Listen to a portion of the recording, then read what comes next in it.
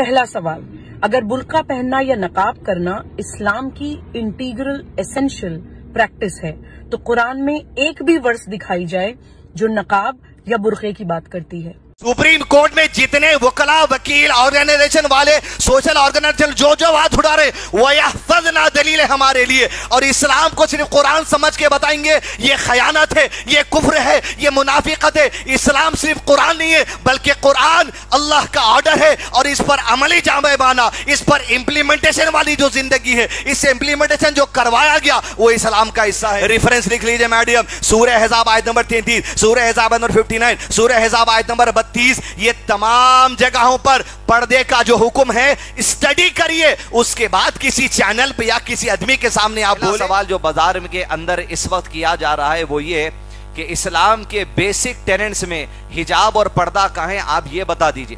یہ سوال صوبی خان جو سپریم کورٹ کی ایک جو سو لائر ہے انہوں نے کیا ہے، with all due respect، پوری ان کی جو سو قدر کے ساتھ، اس لیے کہ وہ ہندوستانی ہیں، ان کے سوال کا جواب دینا چاہوں گا۔ سب سے پہلے آپ یہ جان لیجئے اسلام کسے کہتے ہیں، اس کے بعد دیکھیں گے بیسک ٹیننٹس آف فیتھ کیا ہوتا۔ پہلے اسلام کا تعارف یہ ہے کہ آپ یہ سمجھنے اسلام صرف قرآن ہے، اسلام صرف قرآن کو نہیں کہتے مسلمان، لیکن یہ کہ اسلام کی اصل یہ ہے اعلموا ان الاسلام هو السنہ والسنۃ بالاسلام، اسلام محمد صلی اللہ علیہ وسلم کی پریکٹیکل زندگی کو کہا جاتا ہے، اور آپ صلی اللہ علیہ وسلم کی پریکٹیکل زندگی کو سنت کہا جاتا ہے، اور سنت یہ ہے والسنۃ بالاسلام، اور سنت یہ حقیقی معنی میں اسلام ہے۔ اس لیے کہ عائشہ رضی اللہ عنہ، جس سے آپ علم حاصل نہیں کر رہے، جو اپنی نسلوں میں اپنی بچی کا نام عائشہ نے رکھتے، حضرت عائشہ سے پوچھا گیا اللہ کے نبی صلی اللہ علیہ وسلم کا عمل کیا تھا، وہ اسلام پہ عمل کرتے، آپ نے جواب دیا تم نے قرآن نہیں پڑھا۔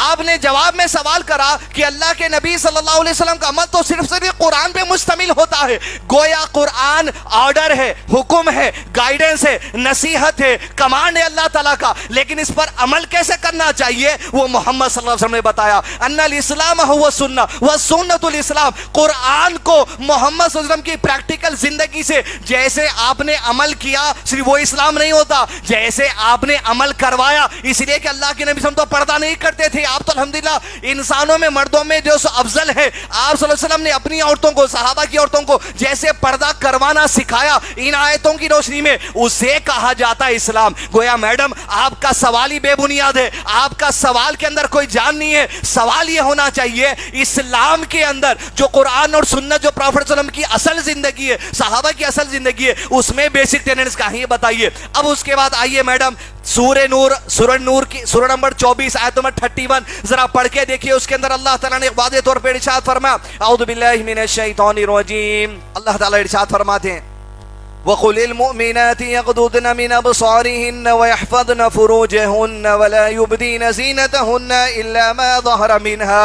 میڈم توجہ دیجئے اس الفاظ کے اوپر، وَيَحْفَظْنَا سیکیور کرنا، وَيَحْفَظْنَا سیکیور کرنا، وَيَحْفَظْنَا چھپانا، حفاظت کرنا، یہ حفاظت کرنا، وَيَحْفَظْنَا جو لفظ ہے اس میں ساری سیکیورٹی کی بات آ گئی، اور اللہ تعالیٰ کہہ رہے ہیں اپنی جو زینت ہے، آرنامنٹیشن ہے، چہرے کا میک اپ ہے، آئی لیشز ہے، تمہارے کانوں کے بالیاں ہیں، تمہارے ہاتھوں کا زیور ہے، تمہارے گلے کا زیور ہے، تمہارے گلے کا اس ہے، وَيَحْفَظْنَا یہ اپنے شوہر کے علاوہ اتفاق سے اگر والد کے سامنے ہے یا اتفاق سے بیٹے کے سامنے یہ حصہ اگر ظاہر ہو جائے تو کوئی بات نہیں، شوہر کے لیے تو سارا جسم تمہارا حلال ہے۔ وَيَحْفَظْنَا اب جو وَيَحْفَظْنَا کہا گیا اس سے مراد ہے سیکیور کرنا، اس سے مراد ہے ڈھانپنا، اس سے مراد ہے چھپانا۔ اسلام سیکھیے۔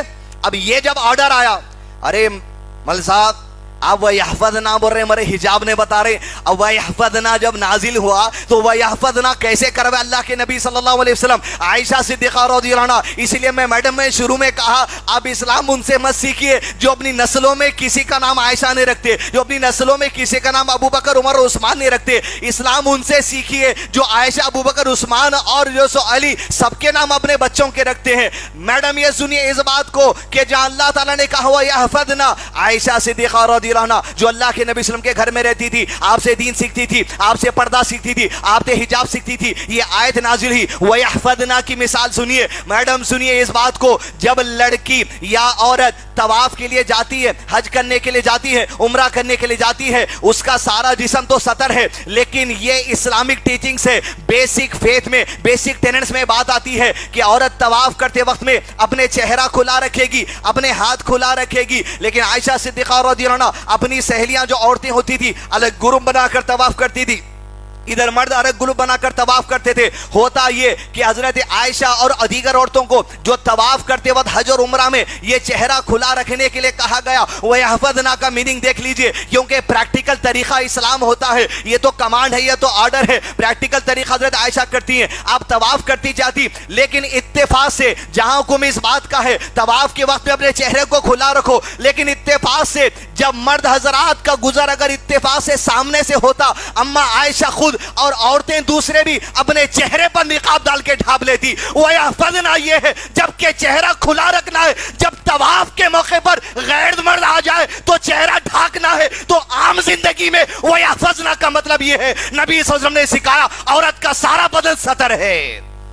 ये बेसिक फेथ है हमारा।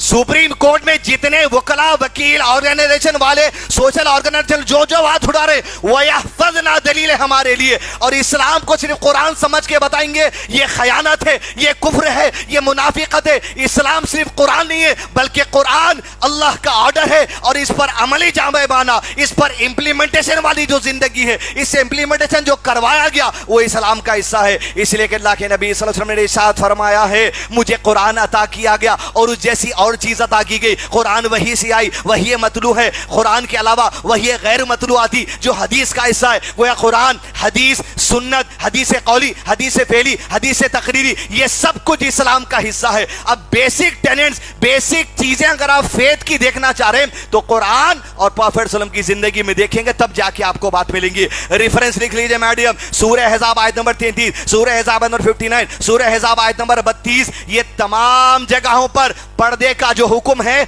स्टडी करिए। उसके बाद किसी चैनल पे या किसी आदमी के सामने आप बोले, हम जैसे लोगों के सामने ये बात हंसी की हो जाती है, लेकिन विद ऑल ड्यू रेस्पेक्ट आपको हंसी उड़ाते हुए नहीं, लेकिन दीन की तालीम आप तक पहुंचाना मेरी जिम्मेदारी है।